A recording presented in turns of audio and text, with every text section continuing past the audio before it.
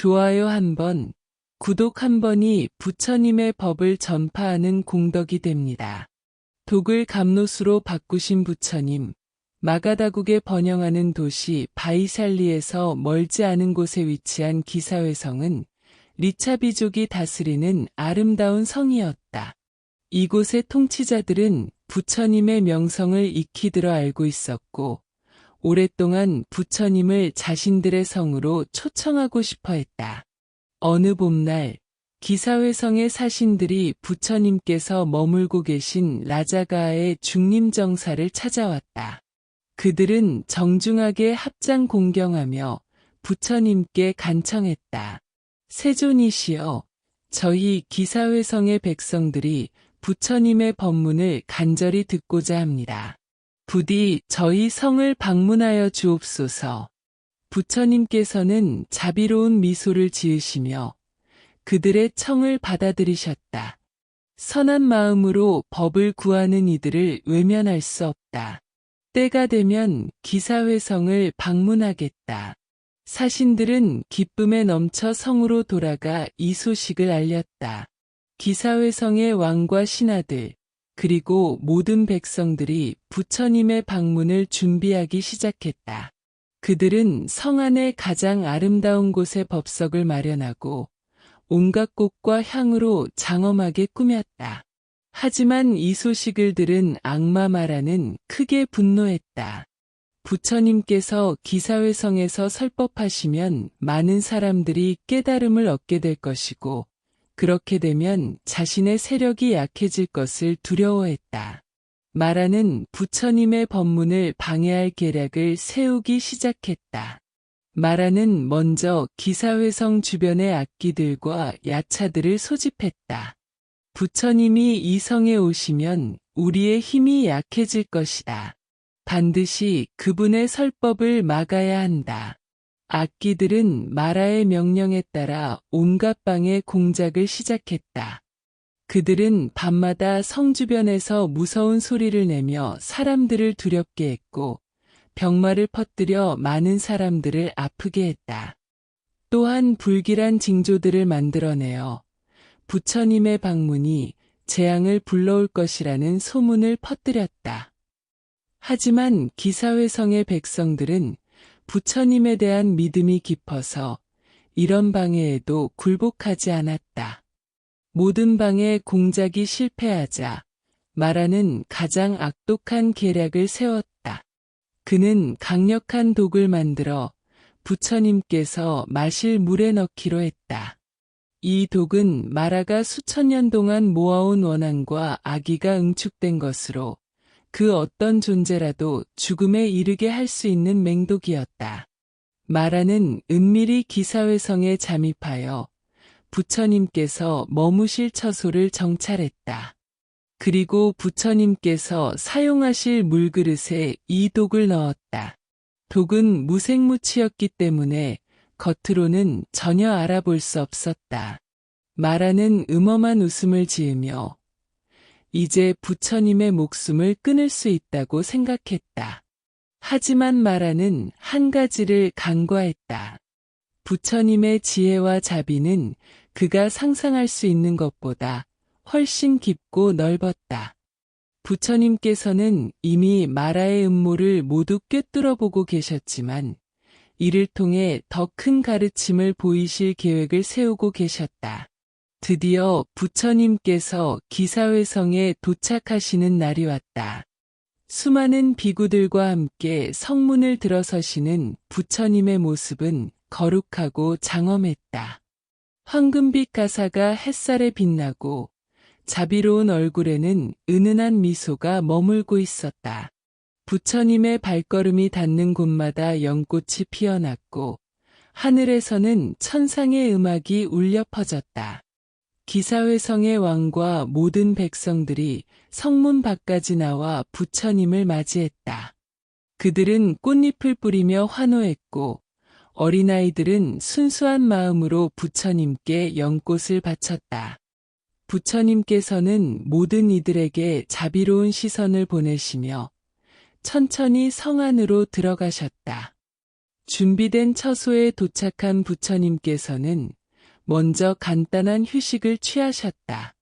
시자인 아난다가 정성스럽게 물을 준비해 바쳤다. 그 물그릇에는 마라가 넣은 맹독이 들어있었지만 겉으로는 깨끗하고 맑은 물처럼 보였다. 부처님께서는 물그릇을 받아 들으시면서 그 안에 담긴 독을 한눈에 알아보셨다. 하지만 부처님의 얼굴에는 전혀 동요가 없었다.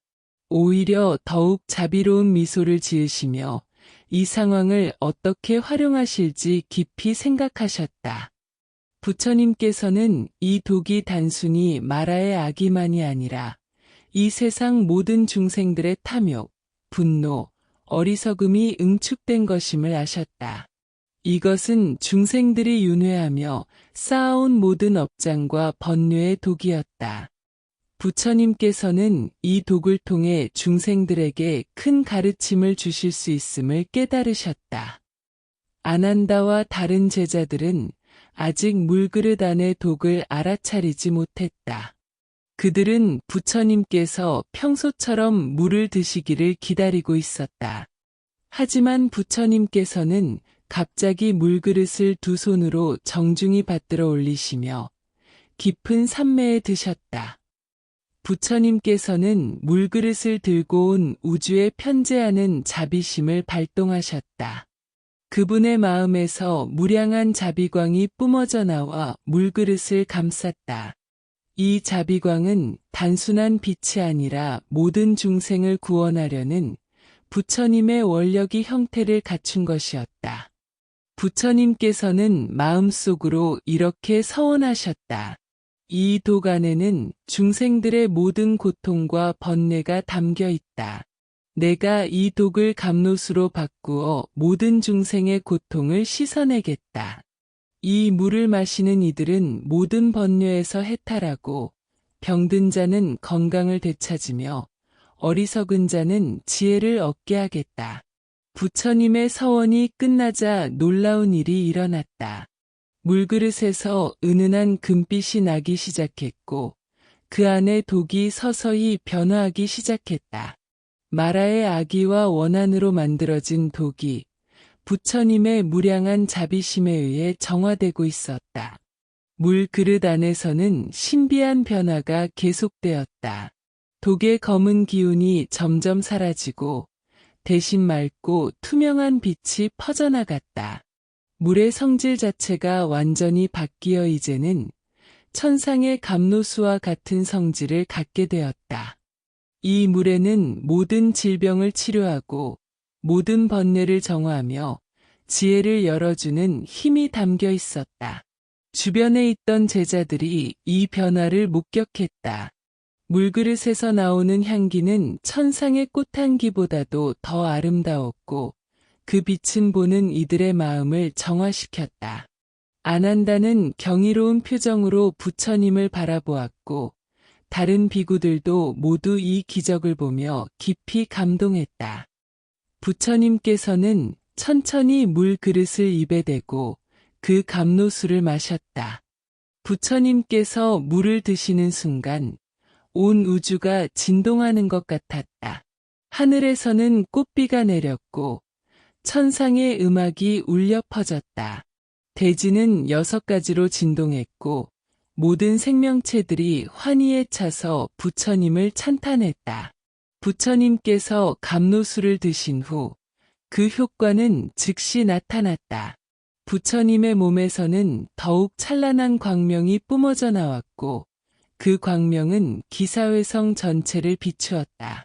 이 광명에 닿은 모든 이들은 마음의 평화를 얻었고 병든 자들은 건강을 되찾았다.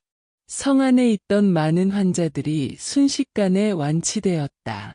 앞을 못 보는 자는 시력을 되찾았고 듣지 못하는 자는 다시 들을 수 있게 되었다. 걷는 게 불편한 자는 멀쩡하게 걸을 수 있게 되었고 중병으로 죽어가던 이들도 건강을 되찾았다. 이뿐만 아니라 정신적인 병도 모두 치유되었다. 우울하고 절망에 빠진 이들은 희망을 되찾았고 분노와 원한에 사로잡힌 이들은 마음의 평화를 얻었다. 이 모든 것을 지켜본 마라는 큰 충격을 받았다. 자신이 공들여 만든 최고의 독이 부처님의 자비심 앞에서는 오히려 중생을 구원하는 감노수가 되어버린 것이다. 마라는 자신의 악의와 원한이 얼마나 무력한지 깨달았다. 마라는 부처님 앞에 나타나 무릎을 꿇고 참회했다. 세존이시여, 저는 부처님을 해치려 했으나 오히려 중생들을 구원하는 기적을 만들어내고 말았습니다. 저의 악의는 부처님의 자비 앞에서 아무것도 아니었습니다. 이제 저는 깨달았습니다. 악을 선으로 바꾸는 것, 이것이 진정한 힘입니다. 부처님께서는 마라를 자비로운 눈으로 바라보시며 말씀하셨다. 마라여, 너의 독은 나에게 더 큰 자비를 발휘할 기회를 주었노라. 악과 선은 본래 하나이며 깨달은 자에게는 모든 것이 깨달음의 도구가 되느니라. 너도 언젠가는 이 진리를 깨닫게 될 것이니라. 이 기적을 목격한 기사회성의 모든 사람들이 부처님 앞에 모여들었다. 그들은 부처님의 불가사의한 신통력에 감탄하며 더욱 간절한 마음으로 법문을 듣고자 했다. 부처님께서는 이들을 위해 특별한 설법을 시작하셨다. 선남선녀들이여, 오늘 너희들은 독이 감노수로 바뀌는 것을 보았노라. 이것은 단순한 기적이 아니니라. 이는 너희들의 마음 속에도 일어날 수 있느니라. 탐욕, 분노, 어리석음이라는 삼독은 깨달음의 지혜로, 자비, 인내, 지혜라는 감노수로 바뀔 수 있느니라. 부처님께서는 계속해서 말씀하셨다. 독은 본래 독이 아니며 감노수도 본래 감노수가 아니다.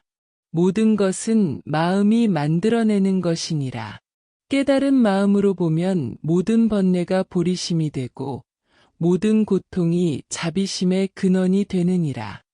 부처님의 설법을 들은 많은 사람들이 깊은 깨달음을 얻었다.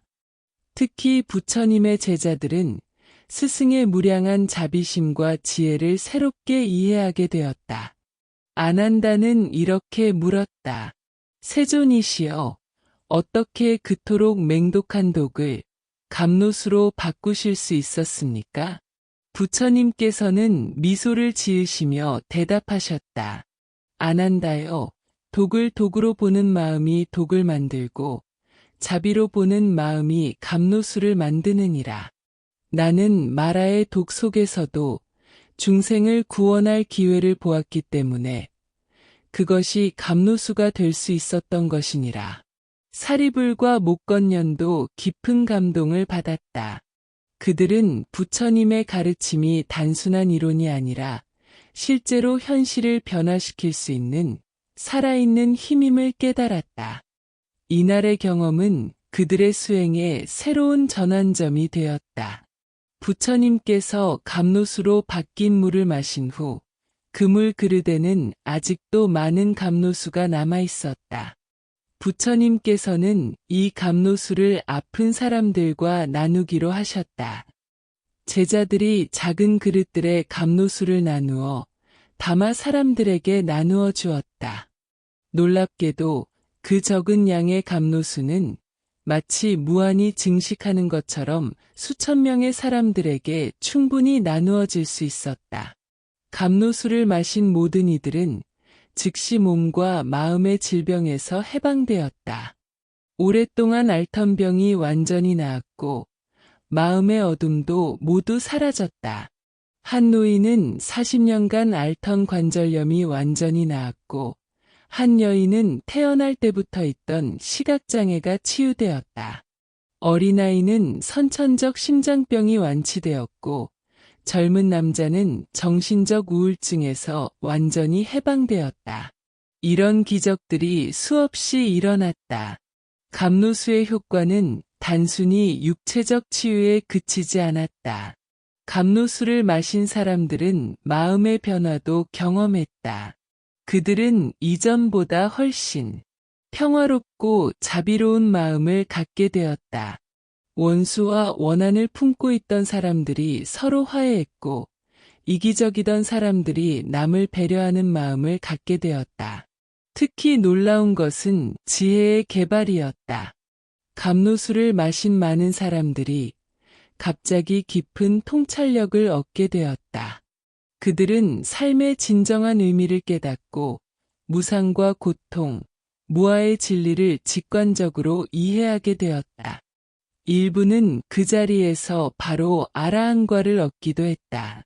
한 상인은 평생 돈만 추구하며 살았지만 감로수를 마신 후 모든 재산을 가난한 이들에게 나누어주고 출가했다. 한 귀족 여인은 사치스러운 생활을 버리고 비구니가 되어 많은 이들을 교화했다. 이런 변화들이 연쇄적으로 일어났다. 감로수의 기적 이후 기사회성은 완전히 다른 도시가 되었다. 병원이 필요 없을 정도로 모든 사람이 건강해졌고 범죄도 거의 사라졌다. 사람들은 서로를 형제 자매처럼 대했고 다툼과 갈등이 거의 없었다. 이 성은 마치 지상의 정토와 같은 모습이 되었다. 왕과 신하들도 크게 변했다. 그들은 백성들을 진정으로 사랑하고 보살피는 자비로운 통치자가 되었다. 법은 더욱 공정해졌고 모든 정책은 백성들의 행복을 최우선으로 고려하여 만들어졌다. 세금은 낮아졌고 복지는 늘어났다. 상인들도 정직하게 장사하게 되었고 농부들은 서로 도와가며 농사를 지었다. 부자와 가난한 자의 격차도 줄어들었다. 모든 사람이 서로를 배려하고 돕는 마음을 갖게 되어 사회 전체가 조화롭고 평화로워졌다. 기사회성에서 일어난 기적의 소식은 빠르게 인도 전역으로 퍼져나갔다. 많은 사람들이 부처님의 무량한 자비심과 신통력에 대해 듣고 감동했다.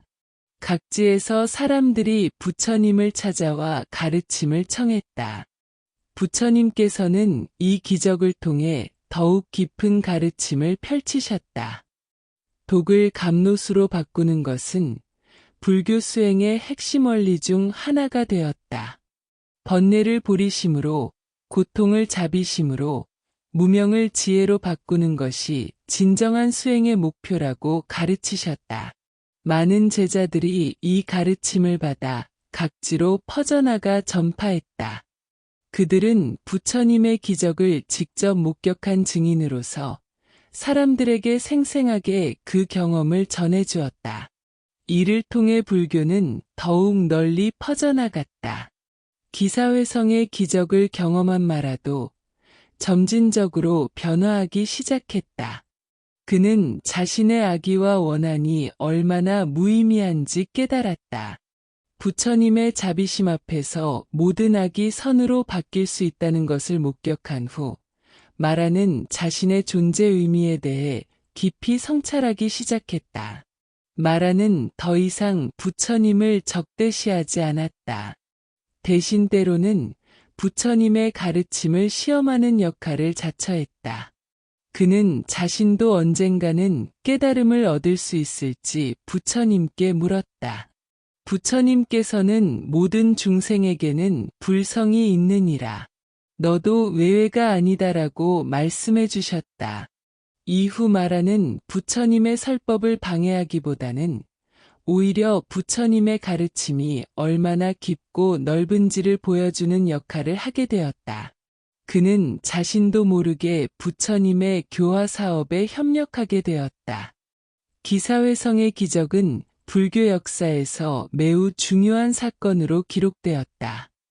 이 사건은 부처님의 자비심이 얼마나 광대무변한지를 보여주는 대표적인 사례가 되었다. 또한 독을 감로수로 바꾸는 원리는 불교 수행의 핵심 교리 중 하나로 확립되었다. 후대의 많은 스승들이 이 기적을 인용하며 제자들을 가르쳤다. 나가르주나는 중관 철학을 설명할 때 이 사건을 예로 들어 모든 현상은 공하며 선악도 상대적이라는 가르침을 펼쳤다. 용수보살도 이 기적을 통해 일체법이 마음의 변현이라는 유식 교리를 설명했다. 선종에서도 이 기적은 자주 인용되었다. 독이 곧 감노수라는 말은 번뇌가 곧볼이라는 선의 핵심 가르침과 통했다. 많은 선사들이 이 기적을 화두로 사용하여 제자들의 깨달음을 도왔다. 기사회성의 기적은 현대에도 여전히 큰 의미를 갖는다. 이 이야기는 어떤 절망적인 상황에서도 희망을 잃지 말라는 메시지를 전한다. 가장 독한 독도 자비심으로 감노수가 될 수 있다면 우리 삶의 어떤 어려움도 극복할 수 없는 것은 없다. 현대 심리학에서도 이 원리는 인지 재구성이나 관점의 전환으로 설명될 수 있다. 같은 상황이라도 어떤 마음으로 바라보느냐에 따라 완전히 다른 경험이 될 수 있다는 것이다. 부처님의 가르침은 이런 심리학적 원리를 2600년 전에 이미 보여주었다. 또한 이 기적은 환경 문제나 사회 문제에 대한 해결책도 제시한다. 독성 물질도 자비로운 마음으로 정화할 수 있다면 오염된 환경도 사랑과 지혜로 치유할 수 있다. 갈등과 대립으로 가득한 사회도 상호 이해와 자비로 화합할 수 있다. 기사회성의 기적은 단순한 과거의 사건이 아니라 지금도 계속되고 있는 영원한 가르침이다. 부처님의 자비심은 시공간을 초월하여 지금도 우리와 함께 있다. 우리가 진정한 자비심을 발휘한다면 우리도 독을 감노수로 바꿀 수 있다.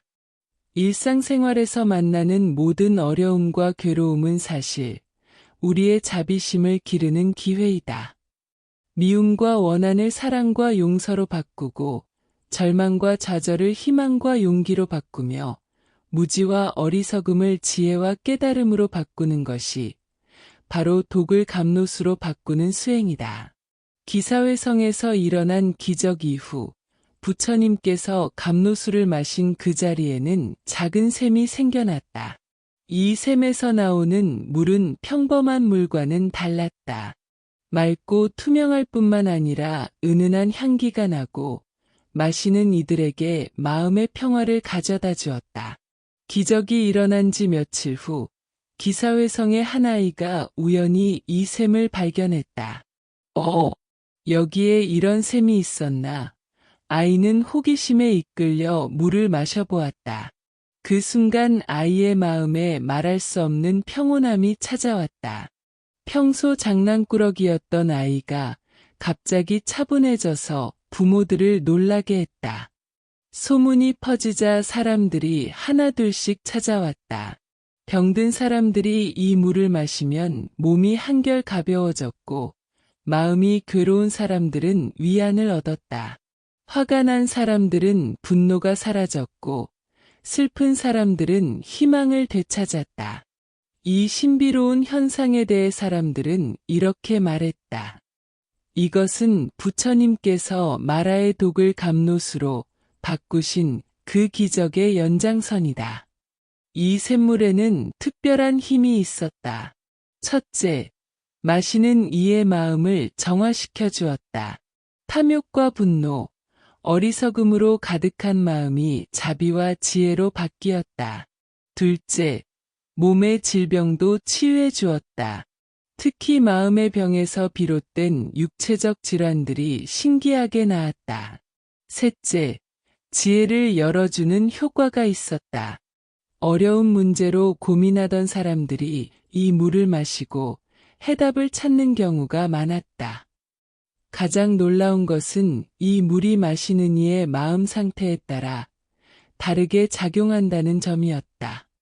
선한 마음을 가진 사람에게는 더욱 큰 효험을 보였고 악한 마음을 가진 사람에게는 참회의 기회를 주었다. 어떤 이들은 이 물을 마시고 자신의 잘못을 깨달아 새로운 삶을 시작하기도 했다. 소문이 인도 전역으로 퍼지자 각지에서 순례자들이 몰려들었다. 왕족부터 천민까지, 부자부터 거지까지, 학자부터 배우지 못한 사람까지 모든 계층의 사람들이 찾아왔다.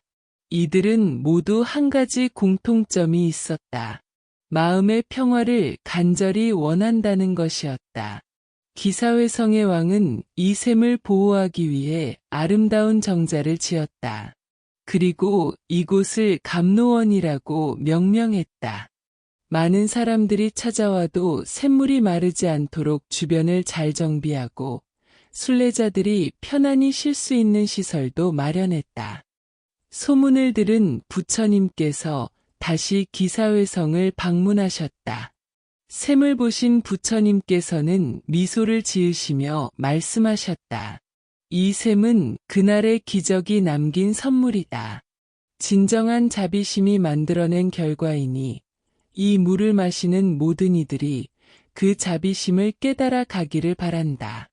부처님께서는 이 샘에 대해 특별한 설법을 해주셨다. 이 샘물처럼 여러분의 마음도 맑고 깨끗해야 한다. 마라의 독과 같은 번뇌가 들어와도 자비심으로 감노수로 바꿀 수 있는 그런 마음을 가져라. 그것이 바로 이 샘이 주는 진정한 가르침이다. 세월이 흘러 부처님께서 열반에 드신 후에도 이 샘은 계속해서 사람들에게 위안을 주었다. 매년 부처님께서 독을 감노수로 바꾸신 날이 되면 특별한 법회가 열렸다. 사람들은 이날을 감노수절이라고 불렀다. 이 법회에서는 마라의 유혹을 이기고 악을 선으로 바꾸는 수행법을 가르쳤다. 많은 수행자들이 이곳에서 깨달음을 얻었고 샘물을 마시며 자신의 번뇌를 정화했다. 특히 분노나 원한에 사로잡힌 사람들이 이곳을 찾아와 마음의 평화를 되찾는 경우가 많았다. 현대까지 이어진 영향.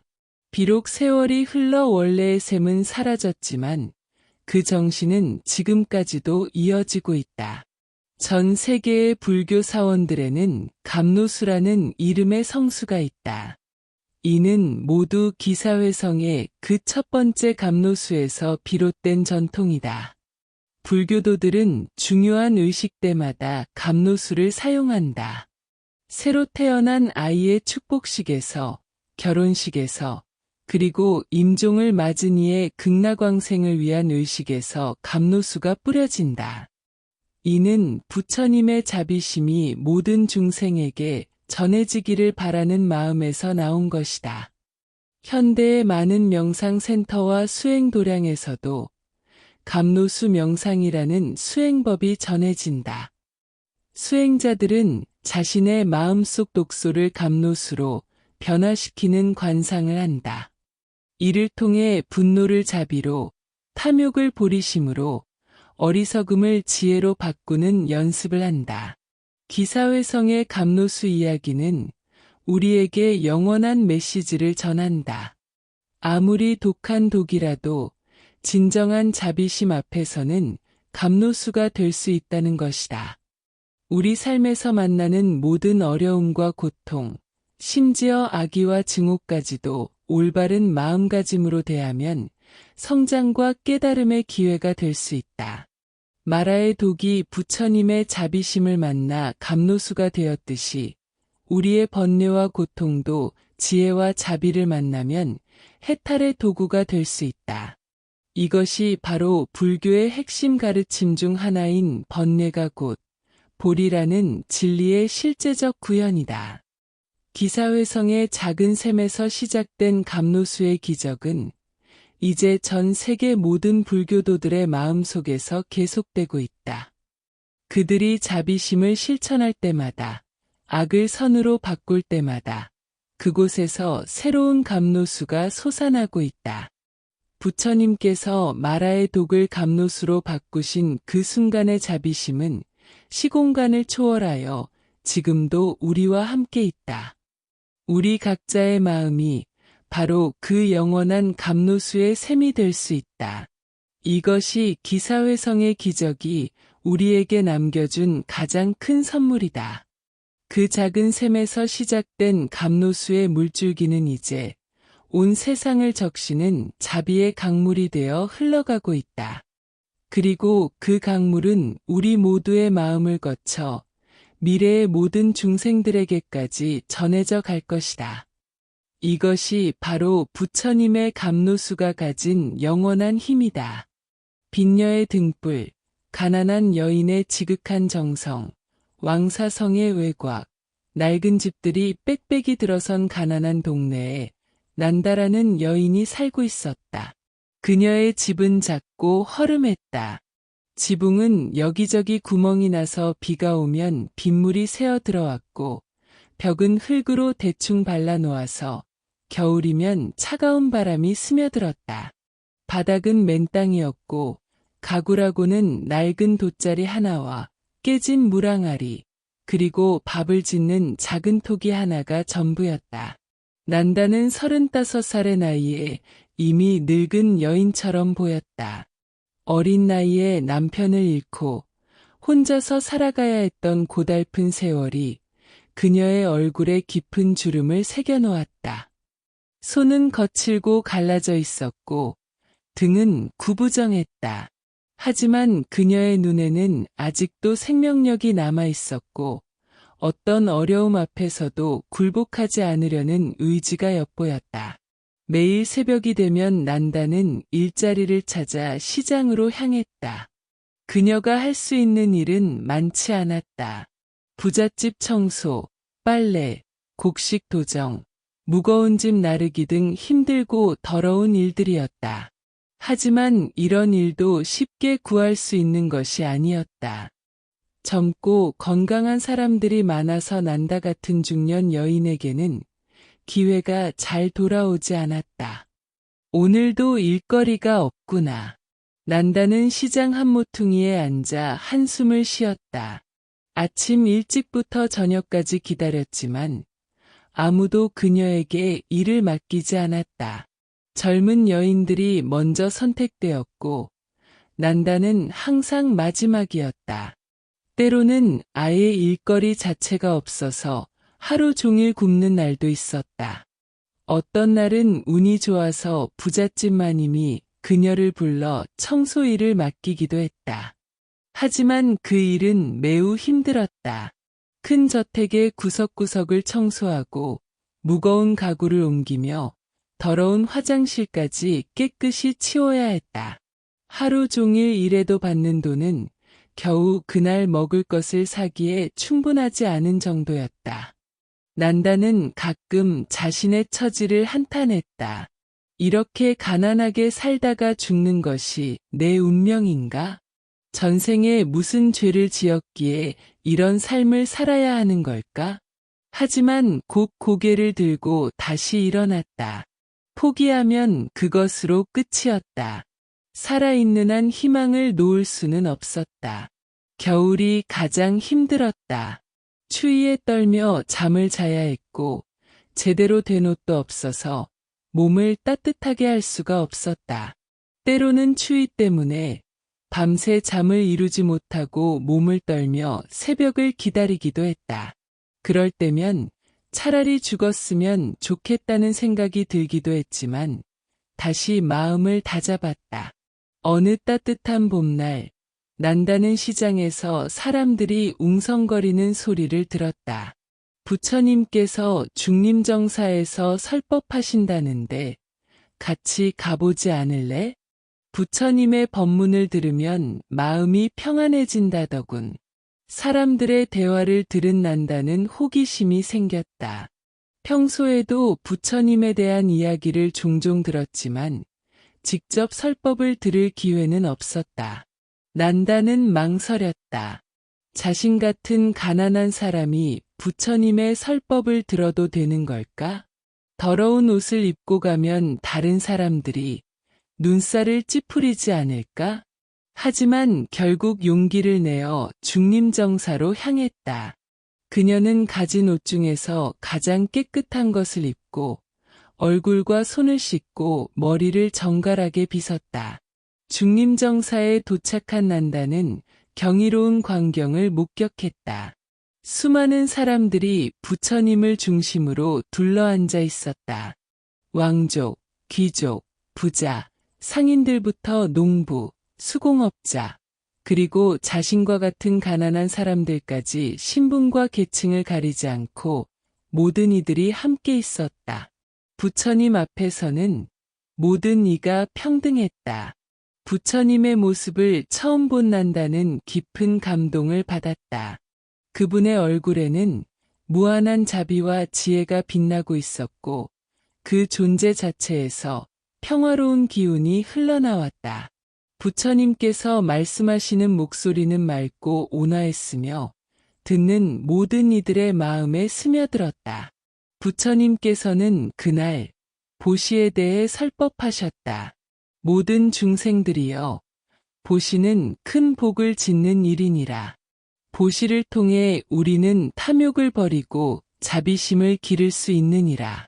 보시는 단순히 물질을 주는 것이 아니라 사랑을 나누는 것이다. 가진 것이 많고 적음이 중요한 것이 아니라 진정으로 중요한 것은 정성이니라. 마음이 간절하고 순수하면 작은 보시라도 큰 공덕을 쌓을 수 있느니라. 반대로 형식적이고 계산적인 마음으로 하는 큰 보시는 그 공덕이 작은 것이니라. 부처님께서는 계속 말씀하셨다. 가난한 사람의 정성스러운 보시가 부자의 형식적인 보시보다 더 큰 공덕을 짓느니라. 왜냐하면 가난한 사람은 자신에게 정말 소중한 것을 내어놓기 때문이니라. 그 마음의 순수함과 희생정신이 보시의 진정한 가치를 만들어내느니라. 난다는 부처님의 말씀에 깊이 감동했다.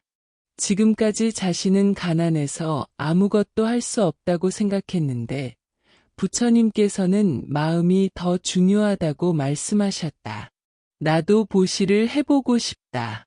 하지만 가진 것이 아무것도 없는데 정말 마음만 있으면 되는 걸까? 그날 밤 난다는 자신의 허름한 집에서 깊이 생각에 잠겼다. 부처님의 말씀이 계속 마음속에 울려 퍼졌다. 내가 가진 것은 정말 아무것도 없을까? 보시할 수 있는 것이 정말 하나도 없을까? 그녀는 자신의 집안을 둘러보았다. 낡은 돗자리, 깨진 물항아리, 작은 토기, 모두 생활에 꼭 필요한 것들이었다. 그렇다면 내 몸에 있는 것은 어떨까? 난다는 자신을 돌아보았다. 그때 그녀의 시선이 자신의 머리카락에 머물렀다. 길고 검은 머리카락이 어깨까지 내려와 있었다. 비록 가난했지만 난다는 머리를 정성스럽게 관리해왔다. 그것이 여인으로서 자신이 가진 마지막 자존심이었다. 이 머리카락을 자르면 이것을 팔면 등불을 올릴 수 있지 않을까? 난다는 심장이 뛰기 시작했다. 하지만 곧 주저하게 되었다. 머리카락을 자르면 자신이 얼마나 초라해 보일까? 사람들이 뭐라고 생각할까? 그리고 머리카락을 팔아봤자 얼마나 받을 수 있을까? 하지만 부처님의 말씀이 다시 떠올랐다. 정성이 중요하다. 마음이 간절하면 작은 보시라도 큰 공덕을 쌓는다. 난다는 결심을 굳혔다. 그래, 해보자. 내가 가진 것 중에서 가장 소중한 것을 바치자. 부처님께서 분명 내 마음을 알아주실 거야. 다음 날 이른 아침, 난다는 조용히 자신의 머리카락을 자르기 시작했다. 날카로운 칼로 조심스럽게 머리카락을 잘랐다. 길게 자란 머리카락이 바닥에 떨어질 때마다 그녀의 마음은 아팠다. 이것은 단순히 머리카락을 자르는 것이 아니라 자신의 마지막 자존심을 포기하는 일이었다. 머리카락을 다 자른 후 거울을 보니 자신이 너무나 초라해 보였다. 마치 병든 사람이나 죄인처럼 보였다. 눈물이 흘러내렸다. 하지만 난다는 후회하지 않았다. 이것은 부처님께 바치는 공양이었다. 자신의 마음을 증명하는 일이었다. 잘린 머리카락을 조심스럽게 모아서 천으로 싸고 난다는 시장으로 향했다. 사람들의 시선이 따가웠다. 저 여자 왜 저렇게 생겼지? 병에라도 걸린 건가? 수군거리는 소리가 들렸지만 난다는 신경 쓰지 않았다. 지금 중요한 것은 사람들의 시선이 아니라 자신의 마음이었다.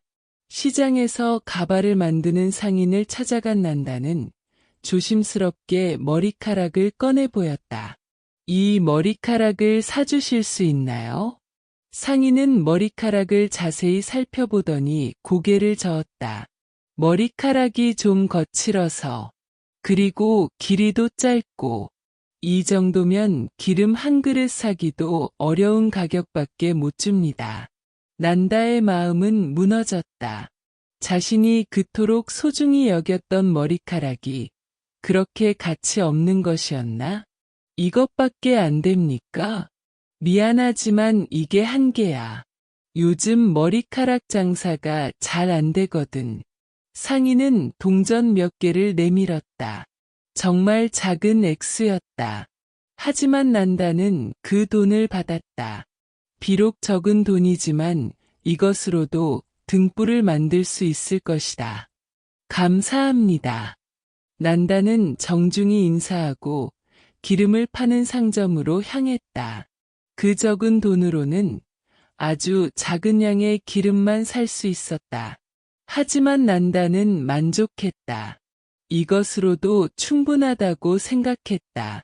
집으로 돌아온 난다는 정성스럽게 등불을 만들기 시작했다. 먼저 작은 그릇을 깨끗이 씻고 기름을 조심스럽게 부었다. 그리고 면실로 심지를 만들었다. 심지를 만드는 것도 쉬운 일이 아니었다. 너무 굵으면 기름이 빨리 타버리고 너무 가늘면 불이 잘 붙지 않는다. 난다는 여러 번 시도해가며 적당한 굵기의 심지를 만들었다. 모든 준비가 끝나자 난다는 등불에 불을 붙였다. 작은 불꽃이 조용히 타오르기 시작했다. 그 불빛은 약하고 작았지만 난다의 눈에는 세상에서 가장 아름다운 빛으로 보였다. 이것은 단순한 등불이 아니라 자신의 모든 정성과 사랑이 담긴 공양이었다. 부처님, 이 작은 등불을 바칩니다. 비록 가난하고 보잘것없는 제가 올리는 것이지만 제 마음만큼은 그 누구보다도 간절합니다. 부처님의 지혜가 온 세상을 밝혀주시기를 빕니다. 모든 중생이 어둠에서 벗어나 광명을 얻기를 빕니다. 난다는 등불 앞에서 오랫동안 기도했다. 그녀의 기도는 단순히 자신을 위한 것이 아니었다. 자신과 같이 가난하고 고통받는 모든 사람들을 위한 기도였다. 부처님, 저와 같이 어려운 처지에 있는 모든 이들이 희망을 잃지 않게 도와주십시오. 가난해도 마음만은 부자가 될 수 있게 해주십시오. 그녀는 또한 자신을 무시하고 차별했던 사람들을 위해서도 기도했다. 그들도 언젠가는 진정한 행복을 찾을 수 있기를 빕니다. 외모나 재산으로 사람을 판단하지 않는 지혜를 얻기를 빕니다. 원망하거나 미워하는 마음 대신 자비로운 마음으로 기도하는 난다의 모습은 정말 아름다웠다. 기도를 마친 난다는 조심스럽게 등불을 들고 중림정사로 향했다. 해가 저물어가고 있었고 이미 많은 사람들이 등불을 가지고 모여들고 있었다. 부자들은 크고 화려한 등불을 가져왔고 금과 은으로 장식된 등잔도 있었다. 난다의 등불은 그 중에서 가장 작고 초라해 보였다. 중림정사는 수많은 등불로 환하게 밝혀졌다. 부처님께서 나오시자 모든 사람들이 일제히 합장하며 삼배를 올려 인사드렸다. 부처님의 자비로운 모습을 보니 난다의 마음은 더욱 간절해졌다. 그녀는 다른 사람들의 화려한 등불을 보며 잠시 위축되었지만 곧 마음을 다잡았다. 크기가 중요한 것이 아니라 마음이 중요하다고 부처님께서 말씀하지 않으셨던가. 한 사람씩 차례로 등불을 부처님 앞에 올렸다. 왕족들이 먼저 큰 등불을 올렸고 이어서 귀족들, 부자들이 각자의 등불을 바쳤다. 난다는 가장 마지막 순서였다. 드디어 그녀의 차례가 왔을 때 주변 사람들이 웅성거렸다. 저 작은 등불은 뭐야? 가난한 사람이 와도 너무 초라하네. 하지만 난다는 당당했다. 그녀는 부처님 앞에 무릎을 꿇고 정중히 등불을 올렸다. 세존이시여, 저의 작은 정성을 받아주시옵소서. 비록 작고 보잘것없지만 제 마음만큼은 진실합니다. 부처님께서는 자비로운 미소로 난다의 등불을 받아주셨다. 그 순간 난다는 세상에서 가장 행복한 사람이 된 것 같았다. 그날 밤 중림정사는 수천 개의 등불로 나처럼 밝았다. 크고 작은 등불들이 함께 어둠을 밝히고 있었다. 사람들은 등불을 올린 후 각자의 집으로 돌아갔고 중림정사에는 조용한 평화가 찾아왔다. 등불들은 밤하늘의 별들과 함께 아름다운 광경을 연출했다. 하지만 밤이 깊어지면서 바람이 불기 시작했다. 처음에는 약한 바람이었지만 점점 세져갔다. 큰 등불들도 바람에 흔들리기 시작했고 하나둘씩 꺼져가기 시작했다. 아무리 크고 기름이 많이 들어간 등불이라도 강한 바람 앞에서는 무력했다.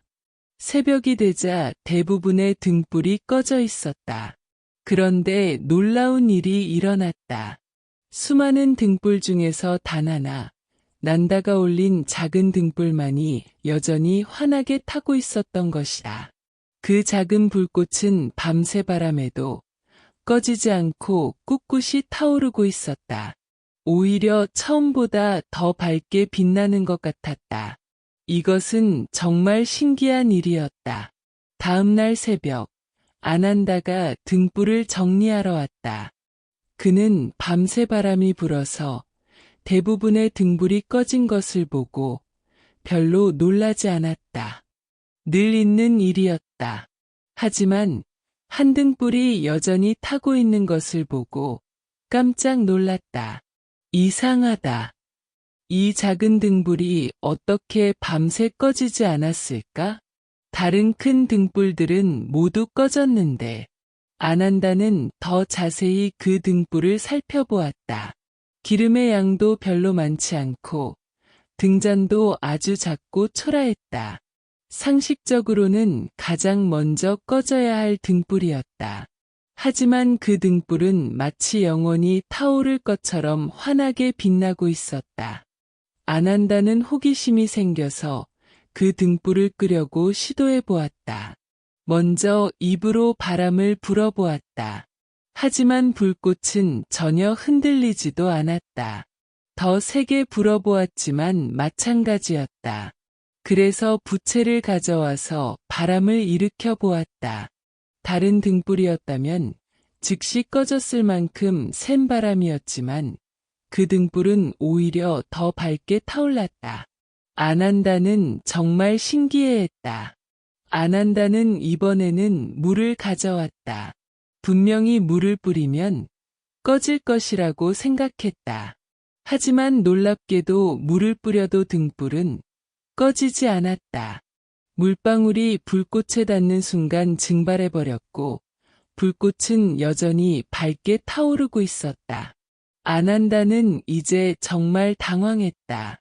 이런 일은 처음 경험하는 것이었다.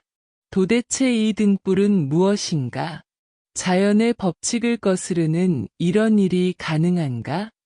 아난다는 더 많은 물을 가져와서 등불에 부어보았다. 하지만 결과는 마찬가지였다. 물이 등불에 닿는 순간 마치 뜨거운 철판에 물방울이 떨어지는 것처럼 즉시 증발해버렸다.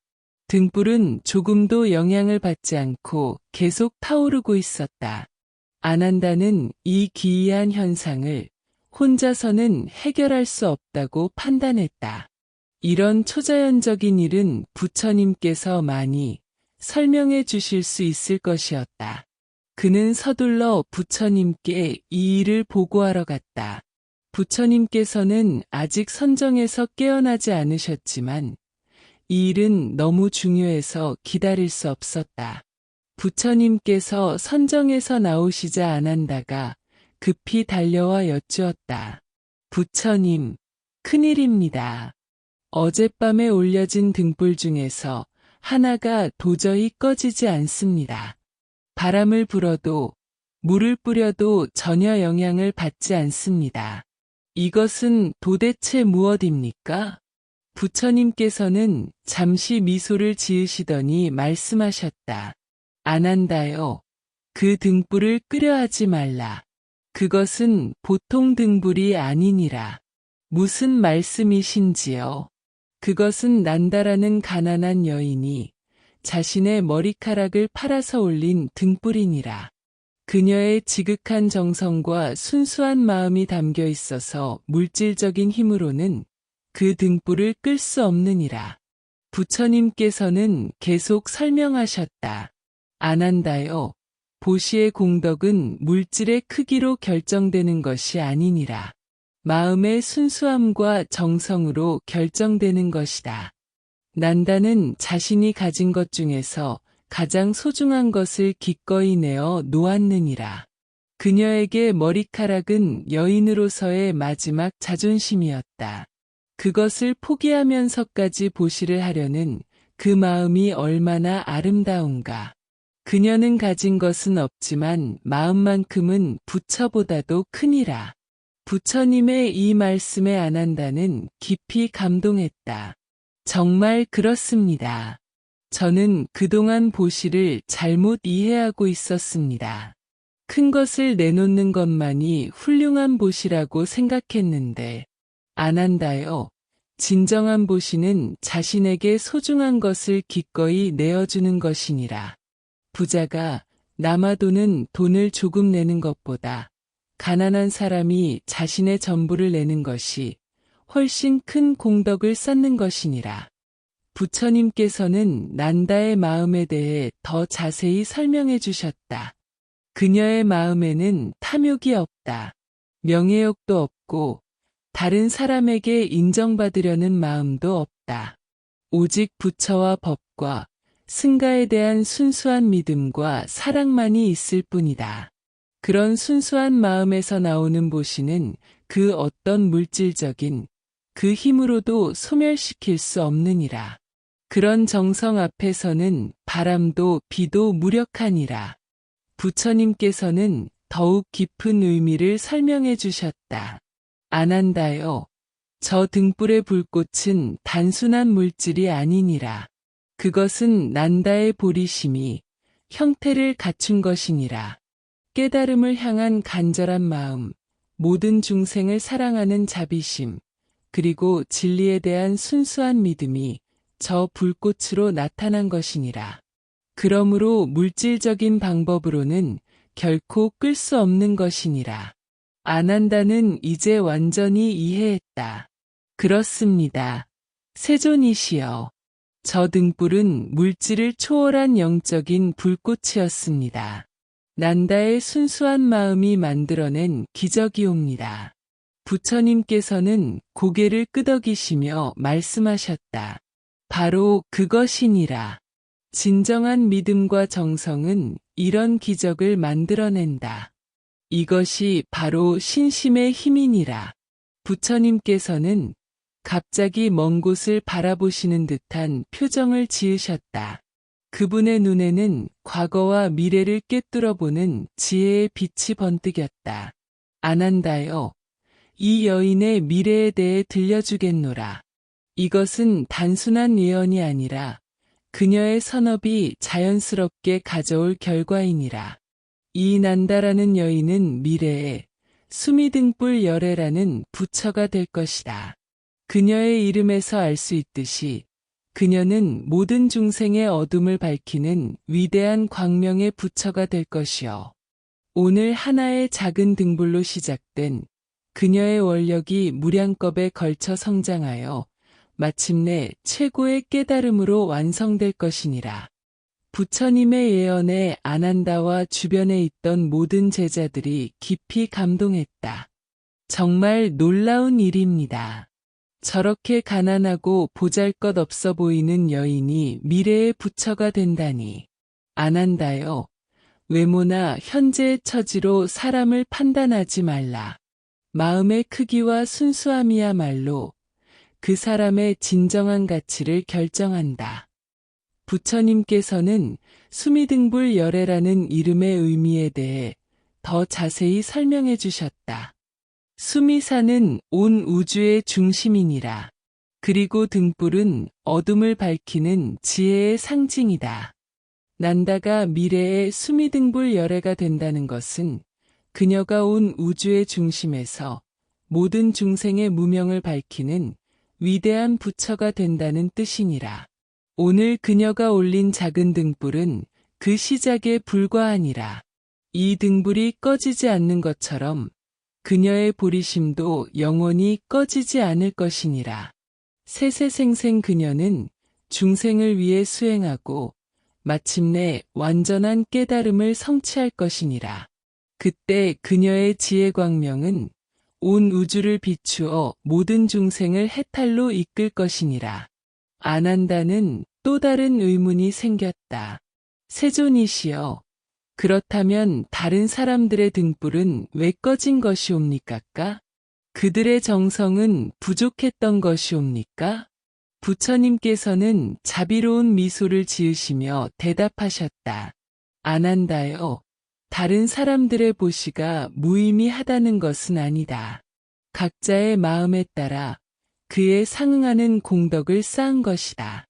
하지만 난다처럼 완전히 순수한 마음으로 보시하는 경우는 매우 드문 것이니라. 이 놀라운 소식은 곧 난다에게 전해졌다. 한 제자가 그녀를 찾아가 부처님의 말씀을 전해주었다.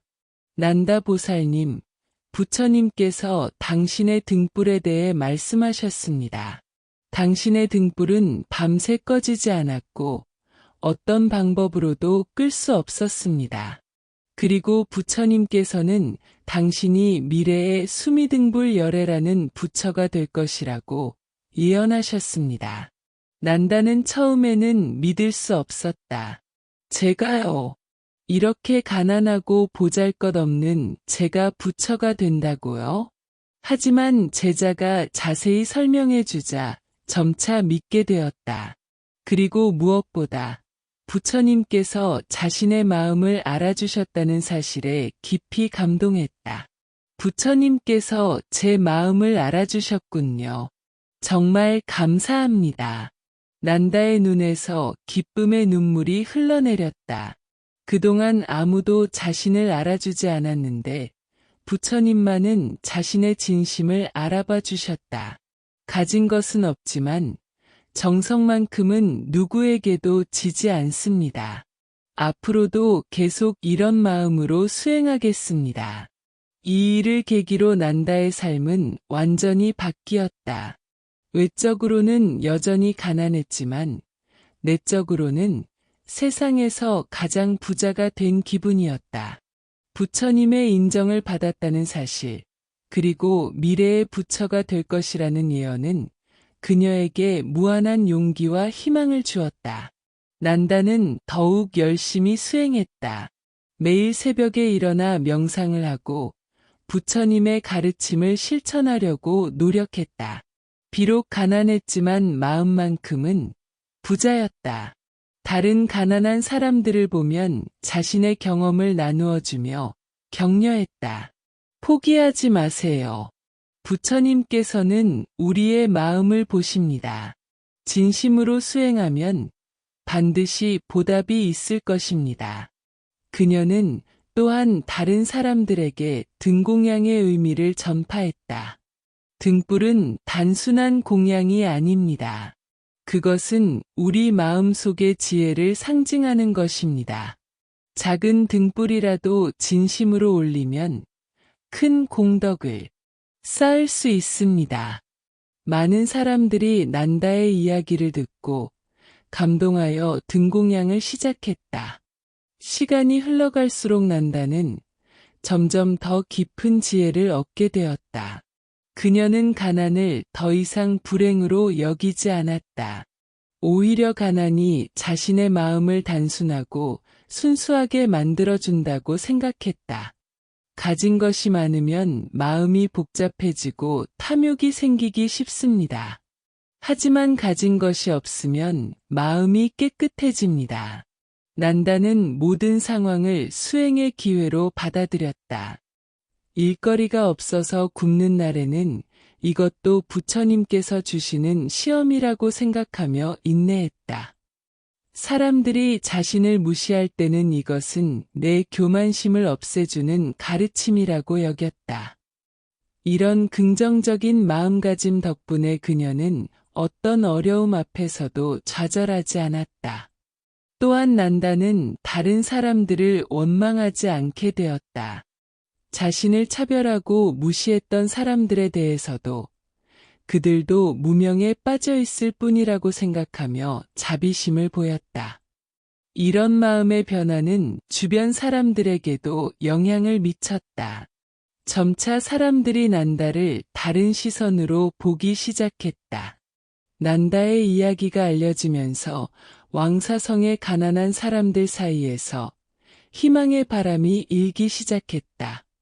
우리도 난다처럼 될 수 있다는 믿음이 퍼져나갔다. 가난한 사람들이 서로 모여서 작은 등불 공양을 함께 올리기도 했다. 각자 조금씩 돈을 모아서 큰 등불을 만들어 함께 공양하는 것이었다. 이런 움직임은 부자들에게도 영향을 미쳤다. 어떤 부자들은 자신들의 화려한 보시가 형식적이었음을 반성하게 되었다. 그들은 더 진심 어린 마음으로 보시를 하기 시작했다. 단순히 많은 돈을 내는 것이 아니라 진정으로 중생을 위하는 마음으로 보시하게 되었다. 왕사성의 분위기도 점차 바뀌었다. 사람들이 서로를 외모나 재산으로 판단하지 않고 마음을 중요시하게 되었다. 가난한 사람도 진심 어린 마음을 가지면 존경받을 수 있다는 인식이 퍼졌다. 이는 사회 전체의 조화와 화합에 크게 기여했다. 부처님께서는 난다의 등불 사건을 계기로 보시에 대한 더 깊은 가르침을 펼치셨다. 제자들이여, 난다의 등불을 통해 진정한 보시의 의미를 배우기 바라노라. 보시는 단순히 물건을 주는 것이 아니라 그것은 자신의 이기심을 버리고 다른 이를 위하는 마음을 기르는 수행이니라. 보시를 할 때는 3가지 마음을 가져라. 첫째, 주기 전에 기쁜 마음을 가져라. 둘째, 주는 순간에 정성스러운 마음을 가져라. 셋째, 준 후에 후회하지 않는 마음을 가져라.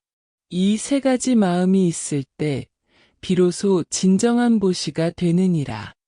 부처님께서는 또한 보시의 여러 종류에 대해서도 설명하셨다. 보시에는 제시, 법시, 무예시가 있다. 제시는 물질을 주는 것이고 법시는 가르침을 주는 것이며 무예시는 두려움에서 벗어나게 해주는 것이다. 이 중에서 가장 큰 보시는 법시니라. 하지만 난다와 같이 진심 어린 제시도 큰 공덕을 쌓느니라. 놀랍게도 난다의 등불은 며칠이 지나도 계속 타오르고 있었다. 기름이 떨어질 법도 한데 마치 스스로 연료를 만들어내는 것처럼 계속 밝게 빛나고 있었다. 이 소식이 퍼지자 멀리서도 사람들이 이 기적의 등불을 보러 왔다. 각지에서 온 순례자들이 끊이지 않았다. 사람들은 이 등불을 보며 각자 다른 깨달음을 얻었다. 어떤 이는 진정한 믿음의 힘을 깨달았고, 어떤 이는 물질보다 마음이 중요함을 알게 되었다. 또 어떤 이는 가난해도 포기하지 말아야 한다는 희망을 얻었다. 이 작은 등불은 많은 사람들에게 큰 감동과 가르침을 주었다. 부처님께서는 이 등불을 특별히 보호하라고 지시하셨다. 이 등불은 단순한 등불이 아니니라. 그것은 살아있는 법문이니라. 많은 중생들이 이 등불을 통해 깨달음을 얻을 것이다.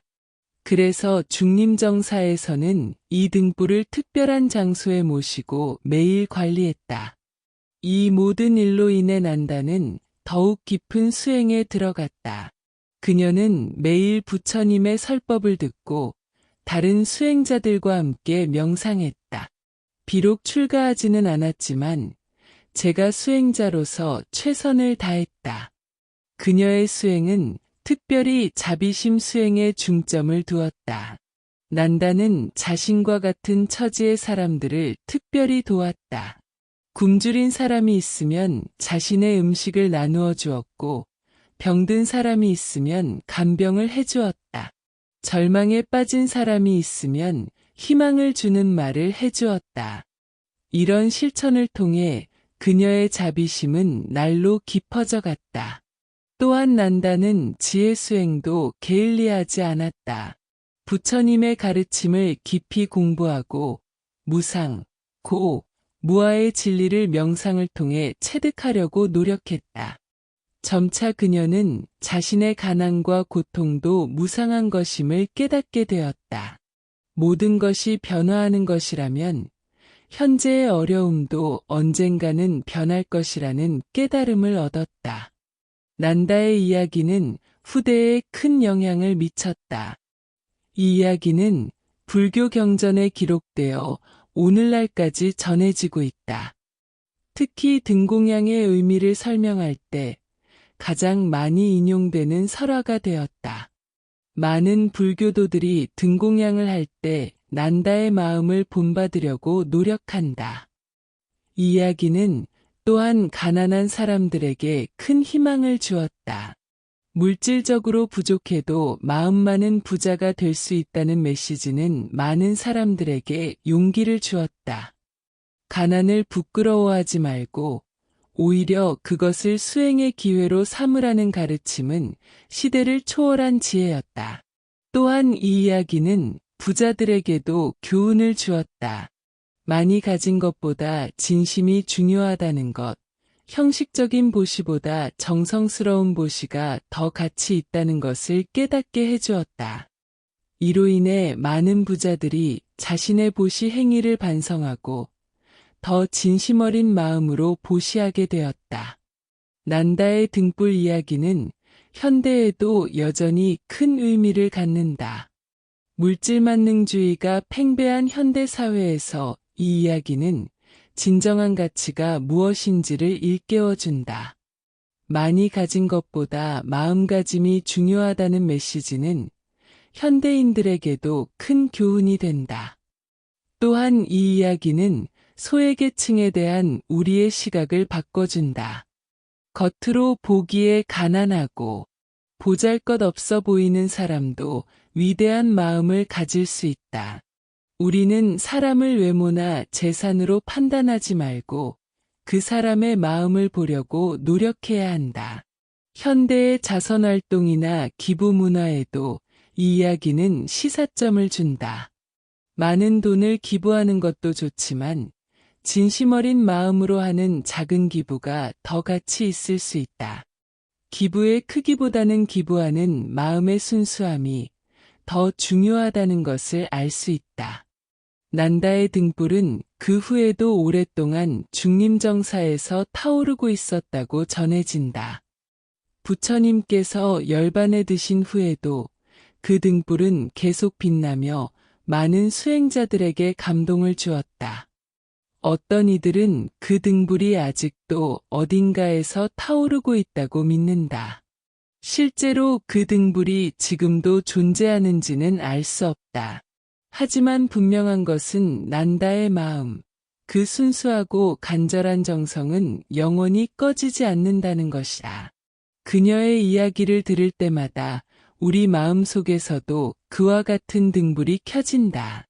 진심 어린 믿음과 정성의 불꽃이 우리 마음 속에서 타오르기 시작한다. 난다는 결국 부처님의 예언대로 수미등불열애가 되었을 것이다.